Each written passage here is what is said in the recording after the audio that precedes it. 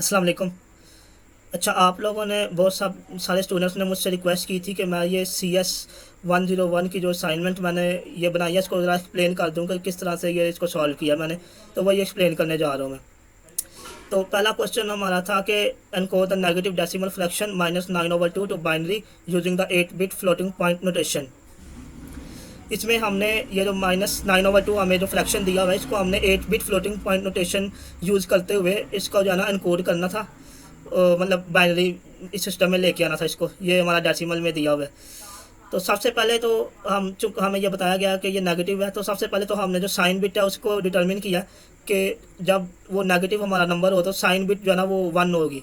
अगर नेगेटिव नहीं होता या पॉजिटिव होता तो साइन बिट 0 होनी थी। तो ये तो सिंपल जो है ना सीधी सी बात है, ये आपको आई थिंक क्लियर हो गया। स्टेप 2 में हमने जो है ना, चूँकि हम ऑलरेडी स्टेप 1 में ये माइनस की वजह से हम साइन बिट को 1 कर चुके हैं, इसलिए स्टेप 2 में हम -9/2 की जो है ना एब्सोल्यूट वैल्यू ले रहे हैं, जो कि 9/2 आती है। और 9/2 को सॉल्व किया मज़ीद, तो उसको डिवाइड करें 9 को 2 से तो 4.5 आंसर आता है। तो ये हमने जो है ना इसको सॉल्व कर लिया। अब इसमें आगे से हम इसका अलग अलग जो है ना इसको कन्वर्ट करेंगे बाइनरी में। सबसे पहले इसका होल पार्ट जो है 4, और फिर उसके बाद जो फ्रैक्शनल पार्ट है यानी कि जो डेसिमल पार्ट है वो वाला। तो जो होल पार्ट है उसके लिए सिंपली जैसे कन्वर्ट करते हैं नॉर्मल किसी नंबर को बाइनरी सिस्टम में, उसी तरह से इसको भी जो है ना 2 से डिवाइड किया। 2 को जो है ना 4 को 2 से डिवाइड किया, टू टू टू टू ज़ार 4, रिमाइंडर 0 आया। आगे 2 2 1 इज़ 2, रिमाइंडर 0 आया। और 2 0 इज 0, रिमाइंडर 1 आया। तो हम ये इसको बॉटम टू टॉप जो है ना रिमाइंडर ऐसे नीचे से ऊपर की तरफ जो है ना फिर इसको लिखते हैं बाइनरी जो है ना उसमें नोटेशन में। तो यही आगे किया, तो इसको जो है ना उल्टा नीचे से ऊपर की तरफ पड़ा, तो ये 100 इसका आ गया हमारे पास बाइनरी वैल्यू 4 की। अब 0.5 की बात करें तो 0.5 को जो है ना जब डेसिमल नंबर होता है उसको हम जो है ना मल्टीप्लाई करते हैं उससे 2 से। तो उसका जो है ना जो हमारे पास आंसर आता है उस वो इसको 0.5 को 2 से मल्टीप्लाई करें तो हमारे पास आंसर इसका 1.0 आ रहा है। तो ये जो है ना इधर बाइनरी डिजिट जो है ना वो हमने जो है ना रेडिक्स पॉइंट के जो है ना बाद लिखना होता है। तो इसलिए हम जो है ना क्या करते हैं कि जो इसका जो होल पार्ट है, ये चूँकि डेसिमल में था 0.5, तो जो इसका होल पार्ट है जो 1 है उसको हम डेसिमल के बाद ले जाते हैं, यानी कि जो रेडिक्स पॉइंट है उसको 1 से पहले ले आते हैं। तो ये 0.1 जो है ना इसकी रिप्रेजेंटेशन आएगी 0.5 की बाइनरी रिप्रेजेंटेशन। उसके बाद आगे से हमने इन दो जो हमारे जो पार्ट इंटीजर पार्ट और जो फ्रैक्शनल पार्ट था उसका जो बाइनरी वैल्यूज़ आई हैं उन दोनों को कॉन्केटनेट कर देना। कॉन्केटनेट कैसे करना है?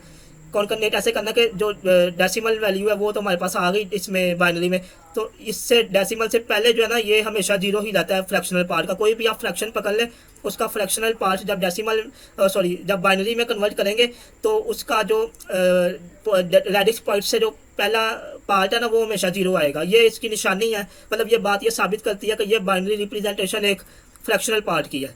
ये बात इस बात की ये मतलब निशानी है इस बात की। तो ये 0 की जगह हम क्या करेंगे, इस 0 को रिप्लेस कर देंगे इस मतलब बाइनरी रिप्रेजेंटेशन से जो कि हमारा इंटीजर पार्ट की है। तो वो सेम ऐसे हो जाएगा 4.5, मतलब 4 की जगह पे 4 की रिप्रेजेंटेशन आ गई, और आगे 0.5 की जगह पे वो उसकी 0.5 की रिप्रेजेंटेशन जो 0.1 बन रहा है। तो ये हमारा जो है ना इस तरह से ये आ गया 100.1 जो है ना हमारा फाइनल इसका रिप्रेजेंटेशन आ गई उसकी 9/2 की।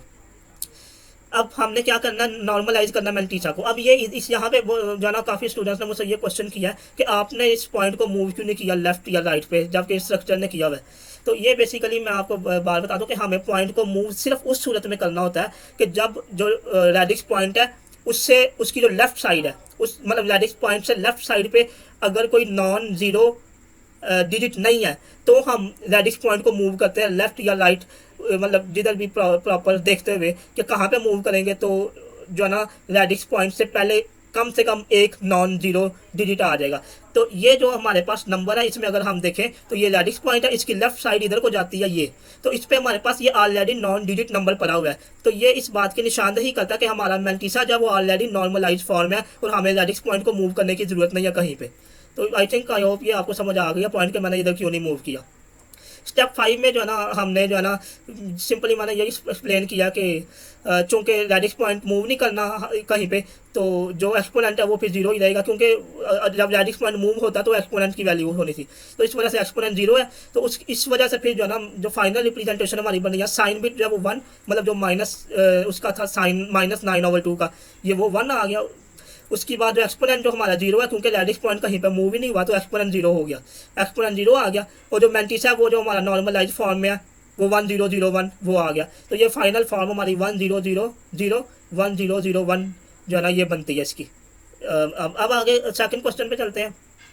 यहाँ पे भी काफ़ी स्टूडेंट्स कन्फ्यूज हो, उन्होंने मुझसे पूछा कि आपने यहाँ पे एक्सपोनेंट को 000 क्यों नहीं लिया और 111 क्यों लिया। तो ये मैं आपको इसमें इधर एक्सप्लेन कर दूँ कि देखो 000 जो है ना एक्सपोनेंट की वैल्यू जीरो होती है, और जो मैक्सिमम वैल्यू है वो 111 नहीं हो सकती है, क्योंकि एक्सपोनेंट सिर्फ 3 बिट्स को रिप्रेजेंट करता है। तो 3 बिट्स में मैक्सिमम यही आ सकता है 111, और ये 111 जो है ना अगर इसको हम कन्वर्ट करें इसमें डेसिमल सिस्टम में तो ये 7 बनता है, तो मैक्सिमम 7 आ सकता है। अब आप ज़रा खुद इधर करें, गौर करें, मैं आपको ये समझाता हूँ। ये देखें, मैं नोट पैड इधर ओपन करके एक चीज़ आपको बताता हूँ कि ये देखें, अगर हमारी जो साइन बिट है वो 1 है तो इसका क्या मतलब है कि हमारा नंबर के साथ माइनस साइन है, ठीक है। अब अगर एक्सपोनेंट को हम जीरो कर देंगे तो ये इसके साथ क्या आ रहा है, माइनस के साथ जीरो। तो आपको क्या लगता है कि जीरो बड़ा है, या अगर इधर माइनस के साथ 7 आ रहे तो बड़ा है? इसको मैं आपको एक्सप्लेन करूँगा। तो मैं आपको ऐसे बताता हूँ, नंबर लाइन पे ये एक नंबर लाइन है और यहाँ पे -7 -1 0 1 7, ये मैंने नंबर लाइन बनाई है अपनी तरफ से। तो इसमें आप देखें तो सबसे छोटा कौन सा नंबर है, सबसे छोटे मतलब नंबर लाइन के इस तरफ जाते जाए तो नंबर इंक्रीज होते हैं, और नंबर लाइन के इस तरफ जाते जाए तो नंबर डिक्रीज होते हैं। तो क्वेश्चन अगर आप गौर से पढ़े तो लिखा हुआ है स्मॉलेस्ट लोएस्ट नेगेटिव वैल्यू, मतलब सब छोटे से छोटी नेगेटिव वैल्यू। तो -7 नेगेटिव वैल्यू छोटी है या -1 छोटी है? अब आपको खुद ही अंदाजा हो जाएगा कि जैसी बात है इधर को स्मॉल हो रहा है तो -7 सबसे छोटी वैल्यू है। इसी वजह से एक्सपोनेंट की वैल्यू 111 ली है, क्योंकि अगर साइन बिट की वैल्यू 1 है मतलब वो माइनस है, तो एक्सपोनेंट 7 होगा तो ये स्मॉलेस्ट होगा। अगर इधर हम जीरो कर देंगे तो वो नंबर लाइन के इस तरफ जगह पे आ रहा है, तो ये स्मॉलेस्ट नहीं है, तो ये वाला पार्ट स्मॉलेस्ट है। तो आई होप आपको ये क्लियर होगी बात। आगे मैंटिसा जो है ना वो जीरो ही है, ये तो आपको पता जीरो रहता है। तो ये जो है ना स्मॉलेस्ट हो गई नेगेटिव वैल्यू। उसके बाद बिगेस्ट यानी लार्जेस्ट पॉजिटिव वैल्यू, तो ये आपको क्लियरली पता साइन बिट इसमें पॉजिटिव होगी, पॉजिटिव का मतलब जीरो आएगा, नेगेटिव में 1 आता है।